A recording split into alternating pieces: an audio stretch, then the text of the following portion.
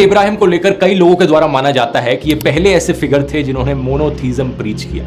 Monotheism का मतलब सिर्फ एक भगवान में विश्वास रखना है। क्रिश्चियनिटी, इस्लाम और जूडाइज्म, इन तीनों को इब्राहिमिक रिलीजन्स की कैटेगरी में डाला जाता है और ये इब्राहिमिक शब्द एक्चुअली में प्रॉफिट इब्राहिम से। इब्राहिम न तो यहूदी थे और न ईसाई, बल्कि सबसे बेताल्लुक होकर एक अल्लाह के हो रहे थे और उसी के फरमाबरदार थे और मुशरिकों में न थे।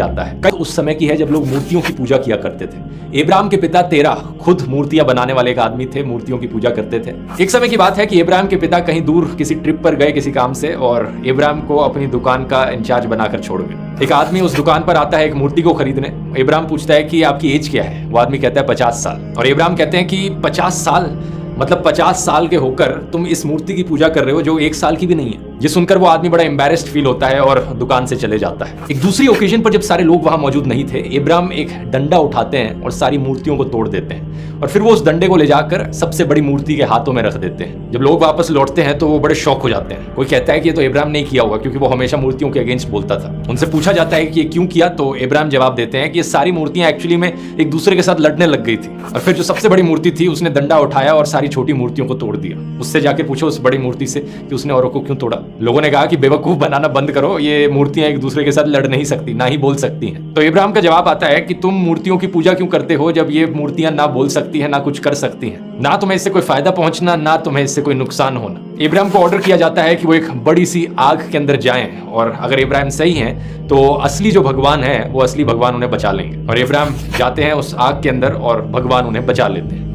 अल्लाह की कसम, जब तुम पीठ फेर कर चले जाओगे तो मैं तुम्हारे बुतों से एक चाल चलूंगा।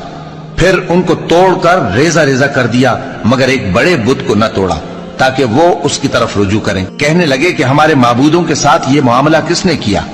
वो तो कोई जालिम है।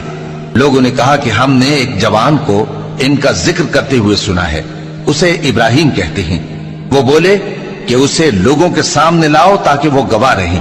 जब इब्राहिम आए तो बुत परस्तों ने कहा कि इब्राहिम, भला ये काम हमारे माबूदों के साथ तूने किया है?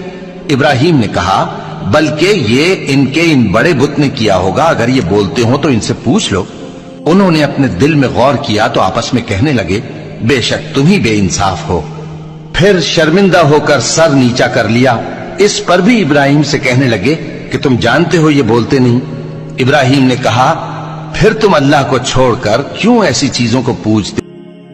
सारे इम्तिहानात से गुजर चुके। इज़्तिला इब्राहिम रब्बुहु बिकलिमातिन फअतम्महुन, तौहीद कामिल तक पहुंचा वो नौजवान अपनी नौजवानी की उम्र में। फिर बाप ने घर से निकाल दिया, बादशाह से जो है दरबार में पेशी हो गई, फिर आग में डाल दिए गए, अल्लाह ने वहां से बचाया।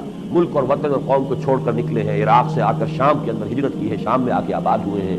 फिर आखिरी अल्लाह ने जो इम्तिहान दिया है, ये दुआएं मांग मांग कर जो बेटा लिया था, जब वो अकलौता बेटा 87 बरस की उम्र में तो अल्लाह ने बेटा दिया इस्माइल।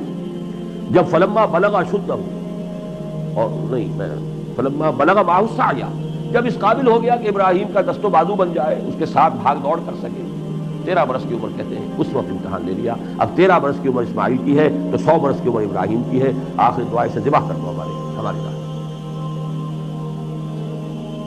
उसमें भी कामयाब हो गए, छुरी चला दी। अल्लाह ने जो किया बचाया वो दूसरी बात है।